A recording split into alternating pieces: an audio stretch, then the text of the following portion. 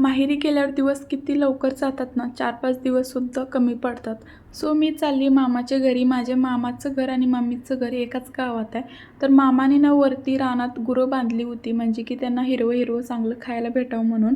तर इथं बुगू बघा मामाच्या मांडीवरती जाऊन कसा बसलाय, तो सुद्धा गुरं राखत होता. त्यानंतर गावाला गेल्यावरती इतकं भारी वाटतं ना, असं वाटतं हे सगळं दृश्य ना एकदम शांत ठिकाणी बसून बघावं. आणि किती छान दृश्य दिसते ना, तुम्ही बघू शकता. संध्याकाळची वेळ होती.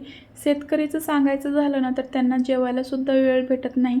सो माझ्या मामाचं आता सध्या तेच चाललंय, कारण ना रानात भरपूर काम आहेत आणि त्यांनी सकाळचं जेवण दुपारी करतात. शेती करणं वाटतं तितकं सोपं नसतं, खूप जास्त अवघड काम असतं, त्याच्यामध्ये खूप जास्त मेहनत असते. मामाचं घर आणि मम्मीचं घर जास्त काही लांब नाही आहे. त्यानंतर आई इथं शेरडं बांधत होती.